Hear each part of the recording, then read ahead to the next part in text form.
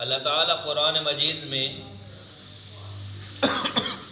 فرماتے ہیں وَلَنَبْلُوَنَّكُمْ بِشَيْءٍ مِّنَ الْخَوْفِ،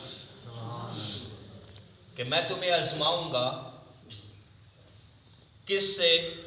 ڈر سے، وَالْجُوعِ بھوک سے، وَنَقْصٍ مِّنَ الْأَمْوَالِ وَالْأَنفُسِ وَالثَّمَرَاتِ، تمہاری جانوں اور مالوں کے کھو جانے کے خوف سے، وَالثَّمَرَاتِ اور رزق کے خوف سے، ثمر کے ذخیرے کے خوف سے، وَبَشِّرِ الصَّابِرِينَ، لیکن خوشخبری اور بشارت میرے ہاں انہی لوگوں کے لیے ہے جو اس آزمائش میں پورا اتریں گے اور صابر ہوں گے۔ سبحان اللہ۔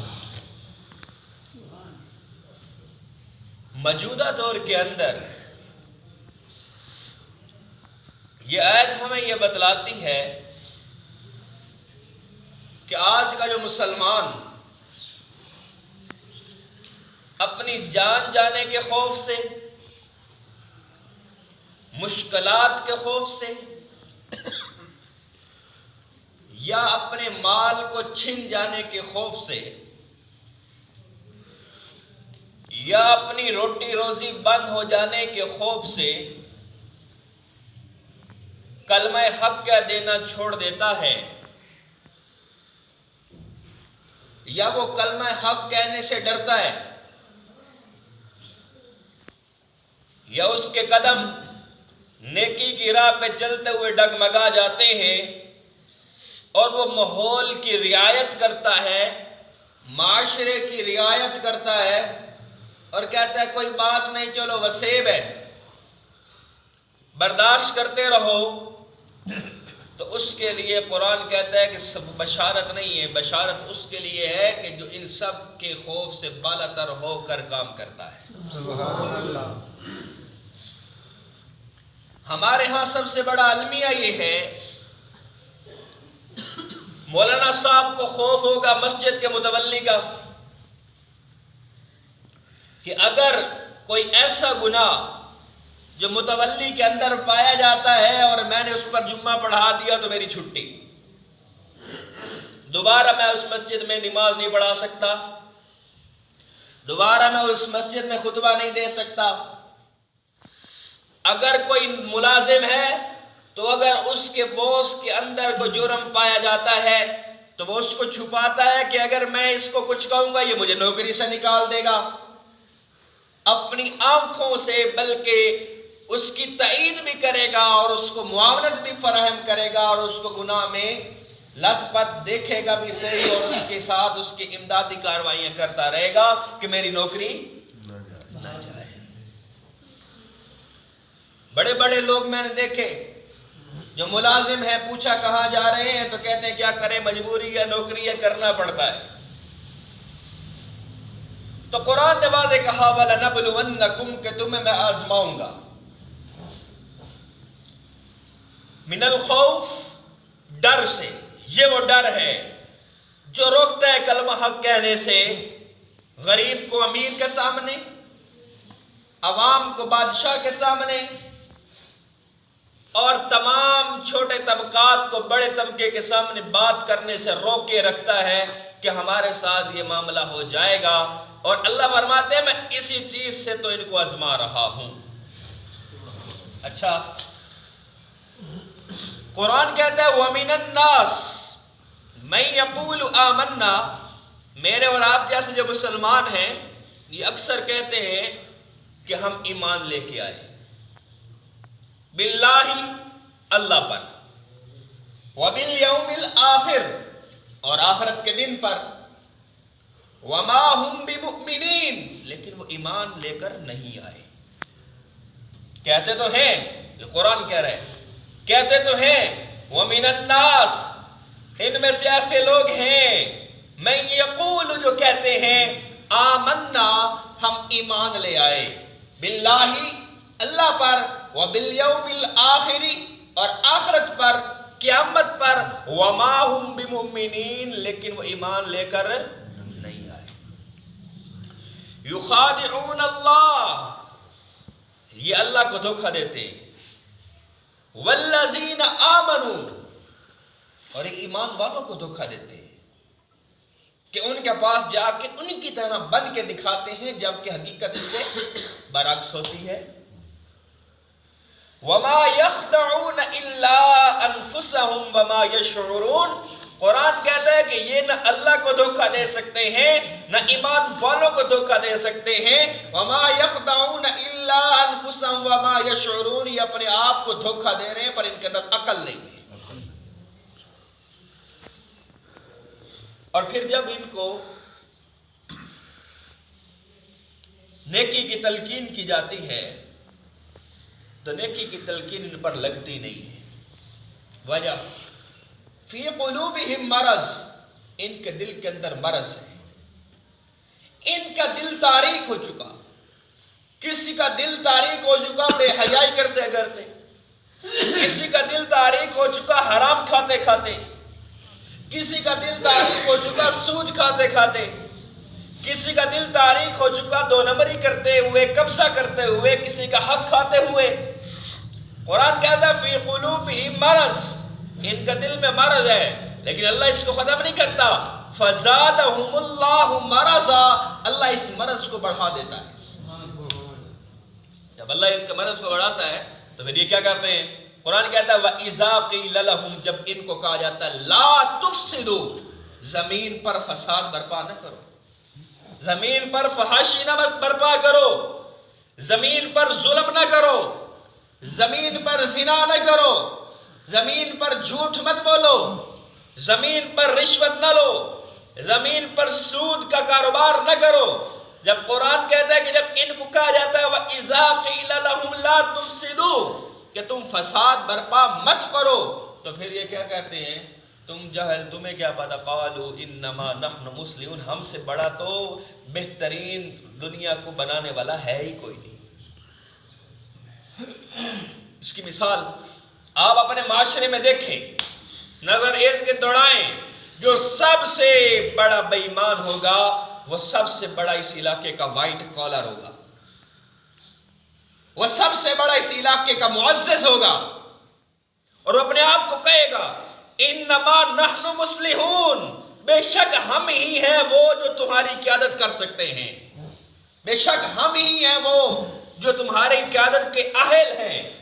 اور قرآن کیا کہتا ہے؟ قرآن کہتا ہے کہ ہم ہی لے کہہ رہے لا تفسدوا فی الارض، زمین پر فساد برپا مت کرو، جھوٹ مت بولو، کسی کا حق مت کھاؤ، کسی پر ظلم مت کرو۔ لیکن یہ کیا کہتے ہیں؟ قالوا انما نحن مسلمون، اور جاہلو تمہیں کیا پتا، سب سے بڑے تو اچھے عزت دار طبقہ اور مسلح تو ہم ہیں۔ یہ قرآن کہہ رہا ہے، میں نہیں کہہ رہا۔ قرآن کہتا ہے الا انہم هم المفسدون، سب سے بڑے فسادی ہے یہ، اس معاشرے میں سب سے بڑا وہ فسادی ہے جو منشیات کا کاروبار کرتا ہے لیکن آپ کے معاشرے کا وائٹ کالر ہے، وہ پھر اپنے آپ کو معزز بنا کر قیادت کے لیے پیش کرتا ہے، وہ اپنے آپ کو معزز بنا کر آپ کو کہتا ہے کہ میں آپ کا لیڈر ہوں، لیڈر۔ قرآن کہتا ہے کہ نہیں نہیں، وہ لیڈر نہیں ہے، الا انہم هم المفسدون، یہ سب سے بڑے یہی فسادی ہے، ولکن لا یشعرون، لیکن ان کی عقل ہے ہی نہیں۔ اور پھر اگر کوئی ان کو تبلیغ کر دے وَإِذَا قِيلَ لَهُمْ آمِنُوا، جب انہیں کوئی کہہ دے کہ ایمان لے آؤ، کما آمن الناس قالوا انؤمن کما آمن السفہاء، جب انہیں کہا جاتا ہے کہ ایمان لے کے آؤ ان لوگوں کی طرح جو تم سے پہلے لے کر آئے، تو پھر یہ کیا کہتے ہیں؟ قالوا انؤمن كما آمن السفهاء الا انهم هم السفهاء ولكن لا يعلمون، یہ کہتے ہیں کہ یار ہم ان بے وقوفوں کی طرح ایمان لے کے آئیں جس طرح وہ بے وقوف ہیں۔ یہ آج نازل ہوئی ہے مشرکین مکہ کے لیے۔ یہ مشرکین مکہ کی عادت تھی، جب ان کو کہا جاتا تھا ایمان لے کے آؤ ابو بکر کی طرح، جب ان کو کہا جاتا تھا ایمان لے کے آؤ عمر کی طرح، جب ان کو کہا جاتا تھا ایمان لے کے آؤ عثمان کی طرح، جب انہیں کہا جاتا تھا کہ ایمان لے کے آؤ علی کی طرح، ایمان لے کے آؤ ابو عبیدہ بن جراح کی طرح، کہ کیا کیا کہ باپ کا سر اٹھائے ہوئے اور کاٹا ہوا ہے اور کاٹ کر لے کر گلی میں پھر رہے ہیں اور رسول اللہ کی طرف جا رہے ہیں. رسول اللہ نے پوچھا یہ کیا ہے؟ فرمایا جناب میں اس کو منع کرتا تھا کہ آپ کی شان میں گستاخی نہ کرے، لیکن یہ میرے سامنے گستاخی کرتا تھا، لہذا میں نے اپنے باپ کا سر کاٹ کے آپ کے قدموں میں پیش کر دیا. جب ان کو کہا جاتا ہے کہ ایسا ایمان لے کے آؤ کہ اپنی ذات پر اللہ کے رسول کی تعلیمات کا اثر تو نظر آئے جو آئے، لیکن معاشرے میں بھی اگر کوئی ان کے ساتھ بدتمیزی کرے تو برداشت نہ ہو. جب ان کو کہا جاتا ہے کہ ایمان لے کے آؤ عبداللہ بن مسعود کی طرح، جب ان کو کہا جاتا ہے ایمان لے کے آؤ خالد بن ولید کی طرح، تو یہ کیا کہتے ہیں؟ یہ کہتے ہیں ہم جاہلوں کی طرح ایمان لیں. اور اگر موجودہ دور میں قرآن تو ہے 1400 سال کے لیے نہیں، قیامت تک کے لیے بے شک. اور آج کے دور میں اگر ان کو کہا جائے بندے کے بچے بن جاؤ، انسان بن جاؤ، چھوڑ دو یہ بے غیرتیاں، چھوڑ دو یہ جرائم، تو بے وقوف ہے. اور اگر مولوی کا رہے مولوی نے کیا پتہ دنیا داری کے انوار یہ تو بے وقوف ہوئے. یہ وہی بات جو قرآن کہہ رہا ہے. جب ان کو کہا جاتا ہے کہ ایمان لے آؤ، بندے کے بچے بن جاؤ، پھر کیا کرو کہ ان کی طرح جو تم میں سے پہلے لے کر آئے. تو اگر کوئی مولوی جا کر آج کے دور میں تبلیغ کرنا شروع کر دے تو کہتے ہیں تم ہوتا ہے جہل سے مرنی یا تو بے وقوف ہماری مان لے آنا ہے، پتہ ہی نہیں دنیا دیکھیں. یہ ہم کہتے ہیں، یہ ہم کہتے ہیں. قرآن کہتا ہے الا انہم السفہاء، سب سے بڑے جاہل اور بے وقوف اور کھوتے ہیں. تو اس جگہ پہ نہیں کہہ رہا، قرآن ایک اور جگہ پہ کہہ رہا ہے اولئک کالانعام بل ہم اضل. جو اسلام کی تعلیمات سے منہ موڑتے ہیں، جو اسلام کی تعلیم سے ہٹ جاتے ہیں، وہ جانور ہیں، جانوروں سے بھی بدتر ہیں. جب قرآن انہیں انسان بھی تسلیم کرنے کو تیار نہیں، جب قرآن ان کو بشر ماننے کو ہی تیار نہیں، جب قرآن ان کو باعزت ماننے کو ہی تیار نہیں، لیکن اگر ہم پھر ان کو باعزت ماننے لگ جائیں تو بتائیں ہمارا ایمان باقی ہے؟ پھر ہمارا ایمان بھی باقی نہیں ہے. اب ہم نے یہ معاشرے میں نظر دوڑانی ہے کہ ہمارے معاشرے میں سب سے پہلے تو یہ دیکھا جائے کہ کون گمراہ اور کون گمراہ نہیں. جو گمراہ ہے اس کو روکیں کہ بھائی مہربانی کرو یہ کام چھوڑ دو، کیونکہ یہ کام پولیس کا نہیں ہے. یہ بات ذہن میں رکھنا، یہ قرآنی حکم ہے. قرآنی حکم، قرآن کیا کہتا ہے؟ نیکی کا حکم دو، برائی سے منع کرو. بے شک. یہ نہیں کہ آپ کے سامنے برائی ہو رہی ہے منہ اٹھا کے بیٹھے رہیں اور دیکھتے رہیں کہ 2 گھنٹے بعد پولیس پہنچ جائے گی. یہ نہیں ہے، اس کو بات نہیں کہتے. قرآن کی تعلیم یہ ہے کہ جہاں آپ کو فساد نظر آئے اس کو جڑ سے اکھاڑ کر پھینک دو، اور جہاں برائی نظر آئے اس کی سختی کے ساتھ نفی کرو. اور اگر آپ نفی کرنے کو تیار نہیں، آپ نفی نہیں کرنا چاہتے، تو قرآن سورۃ المائدہ میں کیا کہتا ہے؟ قرآن کہتا ہے وَمَن لَّمْ يَحْكُمْ بِمَا أَنزَلَ اللَّهُ، جو حکم ہم نے آپ پر نازل کیا. یہ کوئی درخواست نہیں ہے بخدمت جناب SHO صاحب، بخدمت جناب حضرت انسان صاحب، اللہ تعالیٰ گزارش کر رہا ہے یہ کام کر لو. یہ اللہ کی کوئی گزارش نہیں ہے، کوئی درخواست نہیں ہے کہ ہماری مرضی ہم مانیں یا نہ مانیں. اللہ کا حکم ہے، قرآن اللہ کا واضح حکم ہے. اور قرآن کیا کہتا ہے؟ قرآن کہتا ہے وَمَن لَّمْ يَحْكُمْ بِمَا أَنزَلَ اللَّهُ، جو ذکر ہم نے تم پر نازل کر دیا، جو اس کی اطاعت نہیں کرتا، جو اس کے مطابق اپنی زندگی گزارنے کو تیار نہیں، جو اس کے مطابق اپنی زندگی کو لے کر چلنا نہیں چاہتا، فَأُولَئِكَ هُمُ الْفَاسِقُونَ، وہ فاسق ہے. بات یہیں پہ ختم نہیں ہوگی، 3-4 لائنیں نیچے آ جائیں.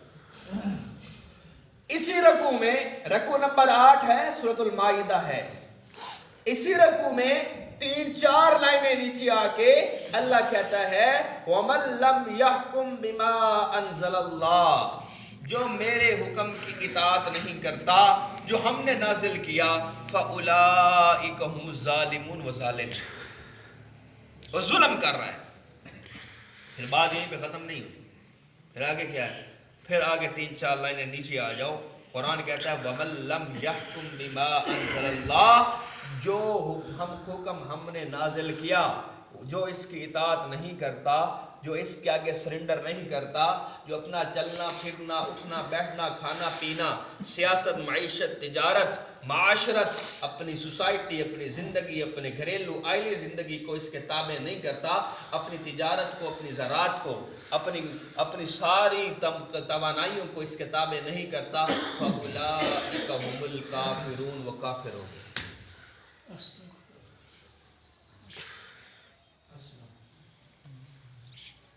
وہ کیا ہو گیا جی؟ کافر ہو گیا. یہ میں تو نہیں کہہ رہا, کسی مولوی کا تو فتویٰ نہیں ہے, یہ اللہ قرآن میں کہہ رہا ہے. ہر مسجد میں الماریوں میں اور ہر گھر میں الماری میں قرآن موجود ہے. اٹھائیں سورۃ المائدہ نکالیں, رکوع نمبر 8 ڈھونڈیں اور رکوع نمبر 8 اٹھا کر اس کو پڑھیں. اگر یہ 3 آیتیں اس میں نہیں ہے تو پھر بات کریں. ہم اب پھر اس کے بعد اپنا محاسبہ ہم نے کرنا ہے کہ قرآن تو ہمیں یہ کہہ رہا ہے, قرآن تو ہمیں یہ کہہ رہا ہے. ایک دو فتوے تو ہمیں ایسے یاد ہیں جیسے دل پر چڑھے ہوئے ہیں. خیر اس پر علماء کی محنت ہے. کہا جاتا ہے جی کسی کافر کا جنازہ نہیں پڑھنا. کیوں جی؟ سورۃ توبہ میں ہے کسی کافر کے لیے دعا مغفرت نہیں کرنی, اور اگر کرو گے تو پھر ایت کا انکار اور انسان کافر. ایسا ہی ہے نا. تو یہ باقی جڑے کام کریں گے اور اسلام قرآن کے مطابق کتنی کھلے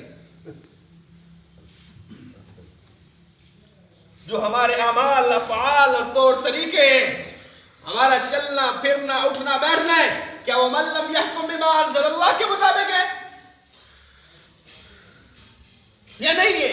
قرآن تو واضح کہہ رہا ہے جو نہیں مانتا اس کو جو حکم ہم نے نازل کیا ہے, پہلے کہتا ہے وہ فاسق ہے, پھر کہتا ہے وہ ظالم ہے, پھر کہتا ہے وہ کافر ہے. اب علماء نے یہ لکھا کہ جو انسان گناہ کرتا ہے وہ فاسق ہو جاتا ہے, اور پھر جب وہ انسان اپنے فسق پہ قائم رہتا ہے اس کو احساس نہیں ہوتا کہ وہ گناہ کر رہا ہے. اور اگر کوئی مولوی بیان کر رہا ہو تو پیٹ میں مروڑ اٹھ رہا ہوتا ہے کہ ایک آدھا کے انسان, ٹھیک ہے, تو قرآن کہتا ہے کہ وہ ظالم ہو چکا ہے. ظالم, وہ اپنے نفس کے اوپر ظلم کر رہا ہے. پھر اس کے بعد کیونکہ جہنم کا ایندھن بنے گا, اس کے بعد قرآن کہتا ہے جو ظالم ہو جاتا ہے مفسرین کہتے ہیں مرتے وقت اس کو کلمہ نصیب نہیں ہوگا, کافر ہو کے مرے گا. یہ تو ممکن ہی نہیں ہے کہ آپ پوری زندگی لاہور کی سڑک پہ چلتے رہیں اور آخر میں آپ کراچی پہنچ جائیں. تو ممکن نہیں, عقل کے خلاف. اسلام عقلی دین ہے. اسلام مکمل دستور حیات اور منشور حیات ہے, اور اسلام اس حد تک عقلی دین ہے اگر کوئی بھی تعلیمات آپ کو عقل کے مطابق نہ لگے تو شک کرو کہ اسلام کی تعلیمات نہیں ہو سکتی.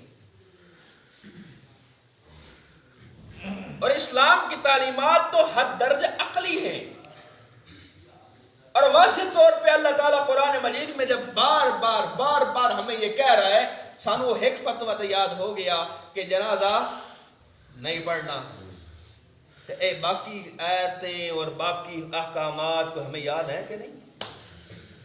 یا اس کا انکار ہو رہا ہے کہ ہم مسلمان ہیں؟ قرآن کہتا ہے اقیم الصلاۃ, نماز کو ادا کر. ہم کرتے ہیں؟ نہیں کرتے. کچھ شکلیں تو ایسی ہیں جمعہ پڑھنے آئی ہوں پورا ہفتہ مسجد میں گھسے ہی نہیں ہوں گے. ان کو گھسانا پڑتا ہے پکڑ کے, اور شیطان کھینچ کے باہر نکالتا ہے. وہ شیطان نہیں نکالتا, اللہ مردود کر دیتا. اللہ کہتا ہے میرے گھر میں آئے ہی نہیں, دفع ہو جائے یہاں سے. قرآن کہتا ہے اقیم الصلاۃ, نماز ادا کرو. ہم نہیں کرتے. کیا آیات کا انکار نہیں؟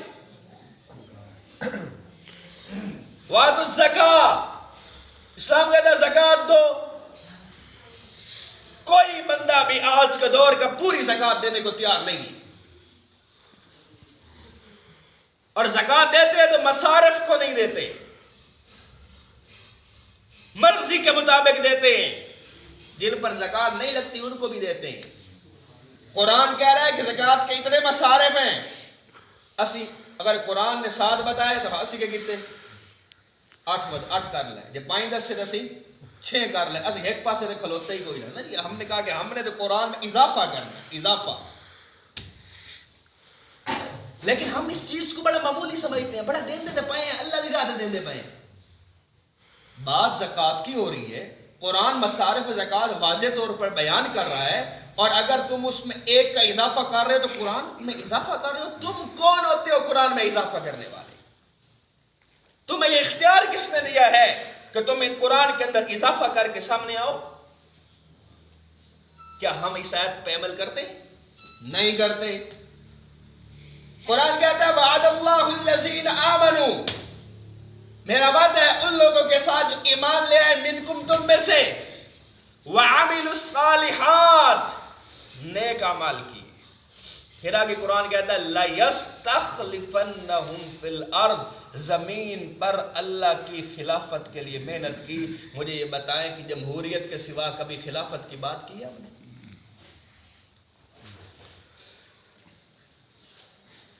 اس گناہ میں مجھ سمیت ہم سب شریک ہیں۔ قرآن کہہ رہا ہے لَيَسْتَخْلِفَنَّهُمْ فِي الْأَرْضِ، زمین پر اللہ کی خلافت کی بات کی جائے۔ اقتدار اللہ کا ہے اور انسان اس کا نائب ہے، اور اس دنیا میں موجود تمام طاقت اور اختیار اللہ تعالیٰ کی امانت ہے جو بطور خلیفہ ہونے کے انسان کے پاس ہے۔ مجھے آپ بتائیں کہ ہم خلافت کی کتنی محنت کر رہے ہیں، یا ہم آیا کہ اس وقت خلافت میں بیٹھے، ہمارا نظام خلافت کے مطابق چل رہا ہے؟ کیا ہم قرآن پہ عمل کر رہے ہیں؟ کیا ہمارا عمل قرآن کے مطابق ہے؟ قرآن کہتا ہے یا ایھا الذین آمنوا انما الخمر والمیسر والانصاب والازلام رجس من عمل الشیطان۔ قرآن کہتا ہے بھائی یہ سود بھی حرام، قرآن کہتا ہے شراب بھی حرام، قرآن کہتا ہے جوا بھی حرام، قرآن کہتا ہے قمار بازی بھی حرام، لیکن کیا ہم نے اس سب سے توبہ کی؟ نہیں کی، کرتے ہیں۔ تو پھر مجھے بتائیں دوستو بزرگوں، کیا ہم اللہ کی تعلیمات پر عمل کر رہے ہیں؟ ہم اللہ کے مطابق چل رہے ہیں؟ ہم اللہ کے مطابق 1% بھی چلنے کو تیار نہیں، پھر ہم کس چیز کا مسلمان ہیں؟ تبھی تو قرآن کہہ رہا ہے نا یخادعون اللہ، یہ دھوکہ دیتے ہیں اللہ کو، کیا کہہ کر کیسے مسلمان ہیں؟ وما یخدعون الا انفسهم وما یشعرون۔ سب سے بڑے فراڈی جو ہے نا یہ اپنے آپ کے ساتھ دھوکہ دے رہے ہیں اور ان کو عقل کوئی نہیں ہے، یہ قرآن کہہ رہا ہے۔ قرآن کیا کہتا ہے؟ قرآن کہتا ہے یہ جو لوگ ہیں جو تجارت کے لیے، جو کمانے کے لیے ہر چیز کو جائز ناجائز کو کھانے پہ لگے ہوئے ہیں، قرآن ان کے بارے میں کیا کہہ رہا ہے؟ قرآن کہہ رہا ہے فما ربحت تجارتهم وما كانوا مهتدين، ان کو ان کی تجارت کسی کام کی نہیں آئے گی، ان کا پیسہ ان کا کام نہیں آئے گا، اور نہ ہی ان کو کبھی ہدایت ملے گی۔ جو پیسے کے لیے اپنا ایمان بیچ رہے ہیں، جو تجارت کے لیے 2 نمبری کر رہے ہیں، ملاوٹ کر رہے ہیں، ذخیرہ اندوزی کر رہے ہیں، مرچوں میں اینٹ پیس کر ملا دیتے ہیں، جو ہر جائز ناجائز سے تجارت کرنے کو قوم شعیب کی طرح بڑا کارنامہ سمجھتے ہیں، قرآن کہتا ہے فما ربحت تجارتهم وما كانوا مهتدين، ان کی تجارت ان کے کام نہیں آئے گی، منہ پہ مار دی جائے گی اور ان کو ہدایت بھی نہیں ملے گی۔ اس کا مطلب کیا ہوا؟ مرتے وقت کلمہ بھی نصیب نہیں ہوگا۔ تو دوستو بزرگوں، یہ سب بیان کرنے کا مقصد کیا ہے؟ مقصد یہ ہے کہ اللہ تعالیٰ فرماتے ہیں کہ ایک انسان تھا، اس نے 99 قتل کیے. کتنے؟ 99 قتل کیے. کسی مولوی کے پاس گیا اور اس کو جا کر کہا کہ 99 بندوں کا قاتل ہوں، کیا میری بخشش ہو جائے؟ مولانا صاحب تھے میری طرح، چڑھ دوڑے، 99 قتل کر کے انہوں میرے کو لا گئے. بڑا بے غیرت انسان ہے یہ وہ فلاں فلاں، پتہ نہیں کیا کچھ اس کو کہا. اس نے وہ اٹھا، اس نے مولوی کو قتل کر دیا. کتنے ہو گئے جی؟ 100. اب وہ جا رہا ہے، سوچ رہا ہے کہ یار 100 قتل کر بیٹھا ہوں، بخشش تو میری ممکن نہیں ہے، تو کروں کیا؟ ایک انسان اس کو راستے میں ملا، اس نے اس کو کہا یار فلاں بستی میں ایک بزرگ رہتا ہے، اس کے پاس چلے جاؤ اور اس کو کہو، ہو سکتا ہے تیری بخشش کا ذریعہ بن جائے. ابھی جا رہا تھا، راستے میں ہی تھا تو فوت ہو گیا. اب جنت کے فرشتے بھی آ گئے، جہنم کے فرشتے بھی. اب جنت کے فرشتے کہنے لگے یہ کیونکہ توبہ کے لیے چلا تھا لہذا اس کو ہم نے لے کے جانا ہے. جہنم والے کہنے لگے کہ نہیں توبہ کی تو نہیں، ابھی تو ارادہ کیا ہے نا، لہذا ہم نے اس کو جہنم میں لے کے جانا ہے. فرشتوں کا تکرار شروع. اللہ نے کہا زمین کی پیمائش کرو، اگر اس کا آبادی کی طرف سفر جہاں وہ بزرگ رہتا ہے زیادہ طے ہوا ہے تو اس کو جنت میں لے جاؤ، اگر اس نے کم طے کیا جہنم میں لے جاؤ. حقیقت یہ تھی کہ اس انسان نے سفر کم طے کیا تھا اور رہتا زیادہ تھا، لیکن اللہ نے زمین کی تنابیں کھینچ لی، جہاں سے چلا تھا وہاں سے سفر زیادہ کر دیا، جہاں جانا تھا وہاں سے کم کر دیا. سبحان اللہ. تو اللہ کیا کہتا ہے؟ لا تقنطوا من رحمت اللہ، میری رحمت سے مایوس بھی نہیں ہونا. اللہ کہتا ہے میری رحمت سے مایوس بھی نہیں ہونا، لیکن شرط یہ ہے کہ احساس بھی کرنا ہے، فکر بھی کرنی ہے. تو مجھے وقت بتاتے رہیے گا. 2-3 منٹ. احساس بھی کرنا ہے، فکر بھی کرنا ہے، آپس میں محاسبہ بھی کرنا ہے اور توبہ بھی کرنی ہے. اور صرف توبہ اس لیے نہیں کرنی کہ مولوی صاحب جمعہ پڑھانے کے لیے آئے اور دھنگی دوڑی توبہ کرا کے چلے گئے، یہ والی توبہ نہیں. توبہ یہ جو پکی توبہ کرنی ہے. تو توبہ کس چیز کی کرنی ہے؟ توبہ یہ کرنی ہے کہ ہم جو نماز نہیں پڑھتے احباب آج وعدہ کریں کہ آئندہ کے بعد نماز پڑھیں گے. وعدہ کریں نا جی. اور جن کے دل میں تھوڑا سا معاملہ ہے وہ نہیں بولیں گے، جن کے دل میں ایک صحیح سچائی ہے وہ کہیں گے انشاءاللہ ہم پڑھیں گے. ارادہ کر لینا چاہیے، ہو سکتا ہے جو اللہ تمہیں توبہ کی توفیق دے، ہو سکتا ہے عمل کی توفیق بھی دے دے گا. جی نماز پڑھیں گے جی اللہ. اس کے بعد قرآن کا ڈیلی آپ لازمی منزل پڑھیں، معمول بنائیں. اللہ کے بندوں مجھے ایک بات بتاؤ، 24 گھنٹے کا دن ہوتا ہے، کم از کم ایک صفحہ تو پڑھ سکتے. ایک صفحے میں کتنا ٹائم لگتا ہے؟ لیکن شیطان پڑھنے نہیں دیتا.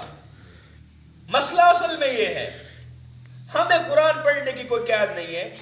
اب تو ٹیکنالوجی نے معاملہ آسان کر دیا. ہمارا معمول ہوتا ہے ہم نے منزل پڑھنی ہوتی ہے، وظائف کرنے ہوتے ہیں، اکثر ہم سفر میں ہوتے ہیں موبائل نکالتے ہیں اپنا منزل شروع کر دیتے ہیں. ہم نے تو کبھی نہیں کہا کسی جناب نے گئے ایسے تو قرآن چاہ نہیں سکتے. ہاں اگر آپ بس میں جا رہے ہیں آپ کو مزہ نہیں آ رہا تو آپ گانے چلائیں گے، آپ جناب انڈیا کے گانے سنیں گے اور یہاں پاکستانی کو ٹپے شپے لگا لیں گے، سننے شروع کر دیں گے. کیا آپ کو اس چیز کی توفیق ہو گئی ہے تو کم از کم اس کی نہیں ہو سکتی تھی کہ ایک صفحہ قرآن کا پڑھ لیا جائے؟ سبحان اللہ. یہ قرآن تمہاری بخشش کا سبب ہے. اور دوستو بزرگوں قرآن پر عمل ہم پر فرض ہے. یا ایھا الناس، اے لوگوں، قد جاءتکم موعظۃ من ربکم، یہ تمہارے رب کی نصیحتیں ہیں تمہارے لیے. کیوں بھائی؟ وشفاء لما فی الصدور، تک کہ تمہارے دلوں کو صاف کر دیں. جو نماز پڑھتا ہے، جو قرآن پڑھتا ہے، اللہ تعالیٰ اس کو نیکی کی طرف خود بخود راغب کرتا ہے. حضرت عمر کے دور میں ایک شخص تھا، وہ کسی عورت سے زنا کرنا چاہتا تھا. اس کو تنگ کرتا تھا، بار بار تنگ کرتا تھا۔ ایک دن اس عورت نے کہا کہ تم میرے پیچھے کیوں پڑے ہوئے ہو؟ اگر تمہیں میری زیادہ ہی چاہت ہے، جاؤ عمر کے پیچھے 40 دن جا کر تکبیر اولیٰ کے ساتھ نماز پڑھو، 40 دن بعد میرے پاس آ جانا، میں تمہاری ہر خواہش پوری کر دوں گی۔ وہ گیا، اس نے عمر کے پیچھے 40 دن نماز پڑھی۔ نماز پڑھنے کے بعد جا رہا تھا، راستے میں عورت آئی، اس انسان نے اپنی آنکھیں کو جھکا لیا، اپنا منہ پھیر لیا۔ عورت نے مخاطب کر کے کہا اب کیوں نہیں دیکھتے ہو؟ کہنے لگا کہ اب دیکھنے کی حاجت نہیں رہی۔ اور ثابت کیا ہوا؟ ان اللہ یأمر بالعدل والاحسان وایتاء ذی القربى وینہی عن الفحشاء والمنکر۔ نماز آپ کو روکتی ہے، ان الصلاۃ تنہی عن الفحشاء والمنکر۔ نماز آپ کو روکتی ہے، کس چیز سے روکتی ہے؟ بے حیائی سے روکتی ہے، فحاشی سے روکتی ہے۔ میری بات سمجھ رہے ہیں نا جی آپ؟ تو نماز کے لیے کہیں، اور اس کے بعد قرآن پڑھیں۔ جب قرآن پڑھیں گے اللہ قرآنی تعلیمات پر عمل کرنے کی بھی توفیق دے گا۔ اور خلافت کی محنت کے لیے آپ کم از کم آواز بلند کرتے رہیں۔ یہ مت کہیں کہ جمہوریت ہی سب کچھ ہے، یہ کلمہ کفر ہے۔ میں آپ کو واضح الفاظ میں کہہ رہا ہوں، جمہوریت نہیں، خلافت لا یستخلفنہم فی الارض، یہ لازمی کہا کریں کہ یہ ہم پر نظام تو غلط مسلط ہے، لیکن اصل اس نظام تو ہمارا خلافت کا ہے، لیکن کیا کریں ہمارے ہاتھ پاس طاقت نہیں ہے، طاقت ہوتی تو ہم بدل دیتے تو اللہ تعالیٰ معاف کرے گا۔ لیکن یہ نہیں ہے کہ آپ جب خلافت کا نام ہی بھول جائیں، آپ کو پتہ ہی نہیں خلافت کہتے ہیں کس نے، کسی جب میں پھر آؤں گا تو آپ کو بتاؤں گا خلافت کہتے ہیں کس کو ہے۔ تو بات کرنے کا مقصد یہ ہے، اور دوسری بات یہ وعدہ بھی پھر سے کریں کہ یہ داڑیاں میں جب رمضان میں آیا تھا 2 جمعے پڑھائے تھے، تو امید تو ہے کہ کئیوں کی بڑی ہو گئی ہوں گی، آج پھر نیت کر لیں کہ تھوڑی بڑھانی ہے، تھوڑی، زیادہ نہیں، تھوڑی بڑھانی ہے۔ مجھے پتا جو اللہ اتنی بڑھانے کی توفیق دے گا وہ اتنی بھی توفیق دے گا۔ ٹھیک ہے جی، باقی دعوانا الحمدللہ۔